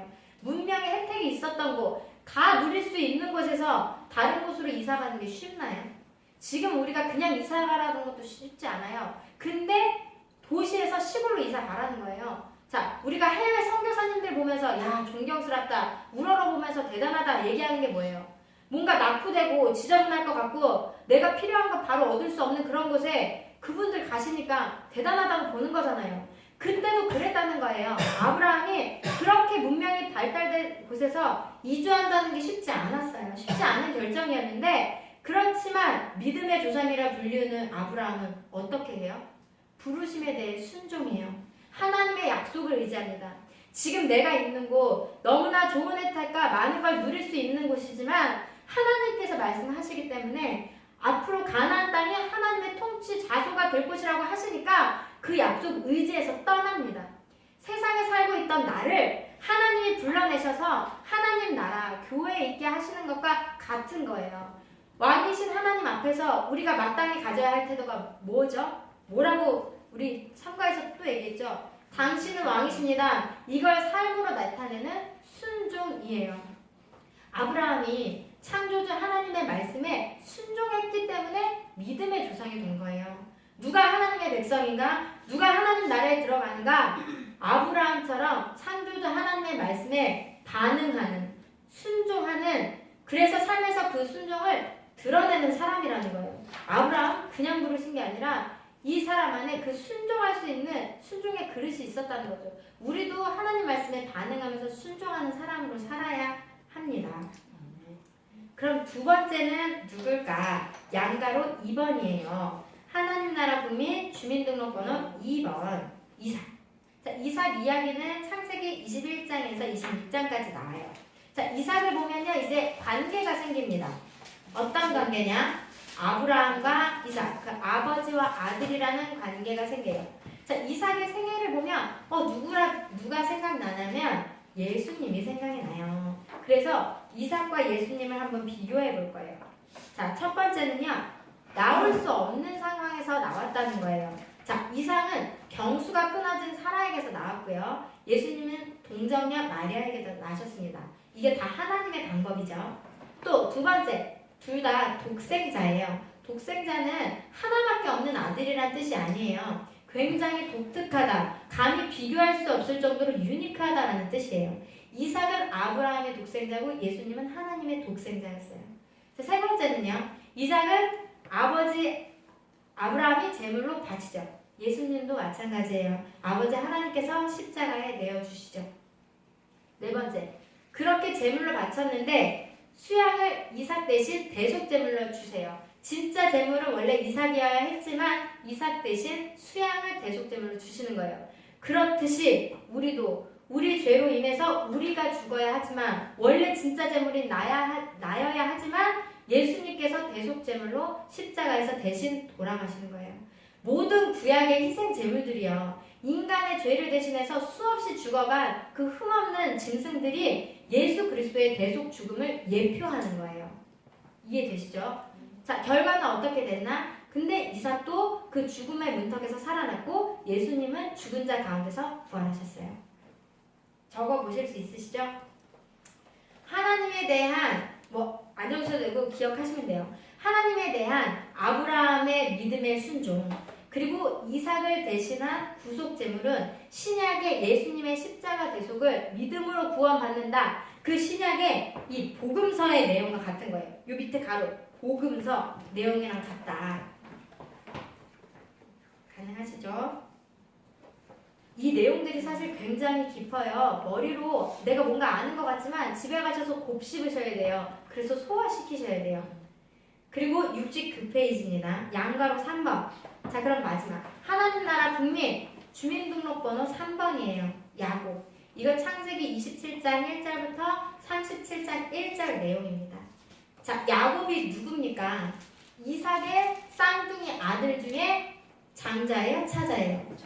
차자입니다. 장자는 에서였죠. 그런데 하나님께서 왜 장자 에서가 아니라 차자 야곱을 선택하셨습니까? 에서가 장자고 야곱이 차자고요. 그리고 야곱은 사실 거짓말쟁이고 사기꾼이에요. 그런데 왜 야곱을 택하셨냐는 거예요. 이유요? 없습니다. 무슨 악한 일이나 선한 일을 하기도 전에 어머니 뱃속에 있을 때, 그러니까 전적인 하나님의 절대 주권에 의해서 후손이 이어진다는 거예요. 우리는 따질 수 없어요. 내가 잘나고 착한 일을 해서 하나님 나를 택하신 게 아니고요. 은혜로 택해 주셨다는 거예요. 아무런 자격 없는 나 같은 죄인을 하나님이 자녀로 택하시고 구원해 주신 건 은혜라는 거예요.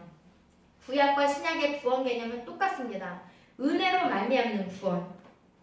이것은 야곱의 스토리를 통해서 신약의 서신서 내용을 볼 수 있는 거예요. 밑에 서신서. 자, 그럼 오늘 배운 내용을 간단히 정리를 해보면,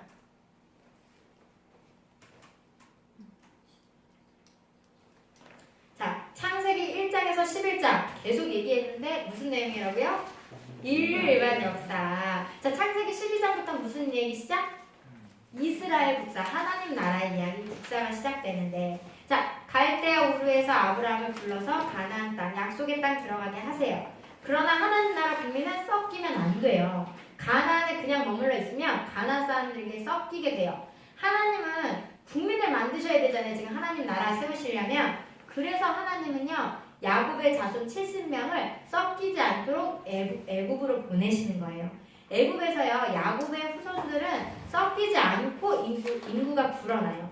처음 애굽에 들어갈 때 야곱의 자녀들과 그 가족들이 70명이었는데 나중에 나올 때 보면 남자만 60만 명. 그래서 총 인구가 대략 250만의 하나님 나라 국민으로 번성하면서 창세기가 마무리되는 거예요. 자, 그러면 창세기 50장까지 읽으실 수 있으시겠죠? 네. 읽으실 수 있어요. 이 내용들 기억하시면서 충분히 읽으실 수 있습니다.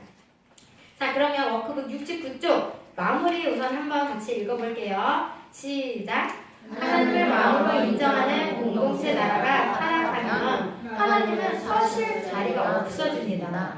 하나님은 당신의 주재권을 홍수로 선언하신 셈입니다. 그런데 노아 홍수 이후 후손들의 역사를 보니 똑같습니다. 노아가 가르쳐준 대로 하나님만 예배해야 하는데 삐죽이 또 새로운 성경의 역사가 나타나는 겁니다.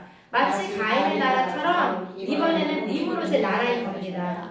가인의 후손들이 페루 정치를 하고 흘렀듯이 니무롯의 나라도 힘의 나라입니다. 이제 앞으로 세계사는 힘의 논리에 의해서 흘러갈 거랍니다. 제국주의 역사 말입니다. 이 세계사 속에 하나님도 나라를 세우십니다. 하나님의 나라입니다. 이 나라는 힘의 논리로 유지되는 나라가 아니라 사랑으로 통치하는 나라입니다. 아브라함, 이삭, 야곱이 이 나라의 국민들입니다. 우리는 눈치챘습니다. 이 나라는 제국의 역사와는 다를 것 같습니다. 이 나라의 국민이 되는 것이야말로 복입니다. 창세기를 끝내보니 국민이 만들어졌습니다.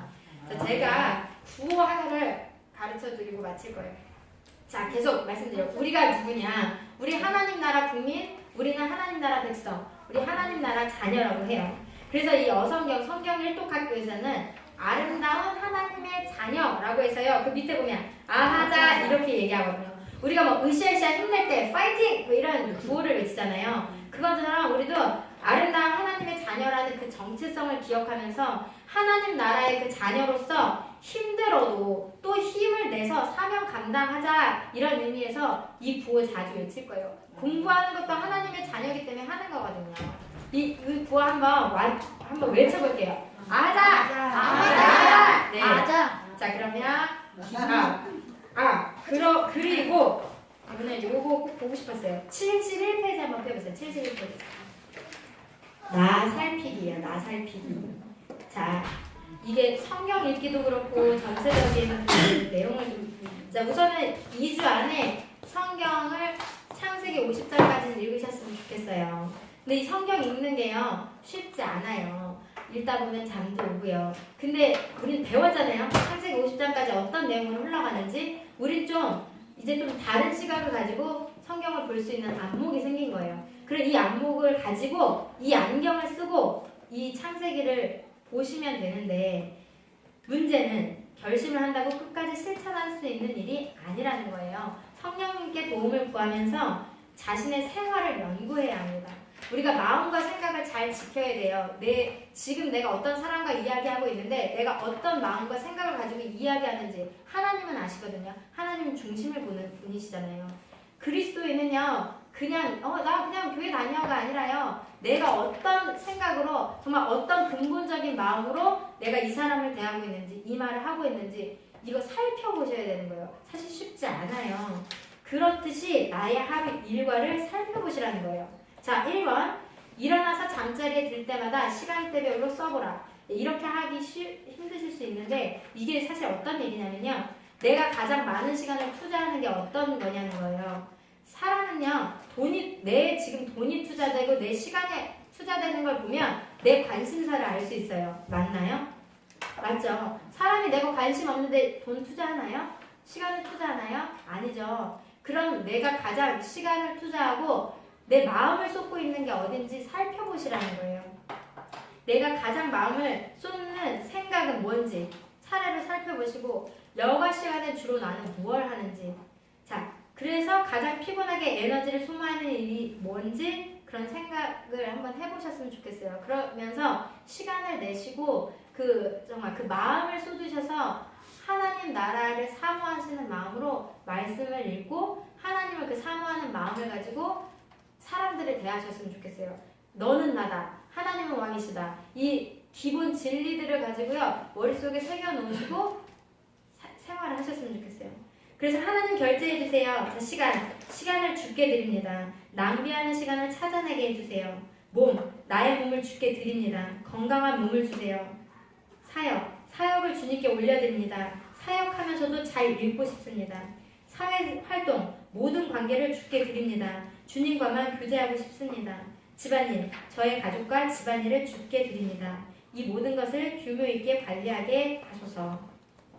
자, 기억하실 수 있죠?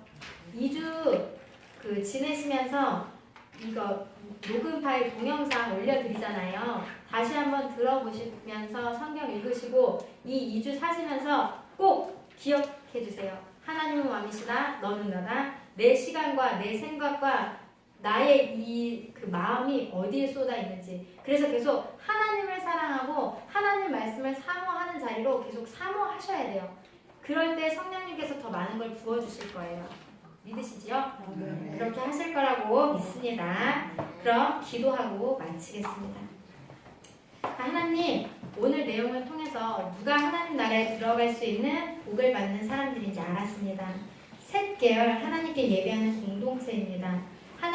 하나님만이 왕이심을 인정하여 하나님을 예배하는 자로 살게 하여 주옵소서. 또한 나만 그것을 아는 것이 아니라 모든 민족이 그것을 알아 하나님의 자녀가 되게 하기 위하여 하나님의 왕이심을 입술로 삶으로 전하는 순종하는 우리 교회가 되게 하여 주옵소서. 이 땅을 창조하시고 세계사의 주인 되시는 예수 그리스도의 이름으로 기도드립니다. 아멘. 할렐루야.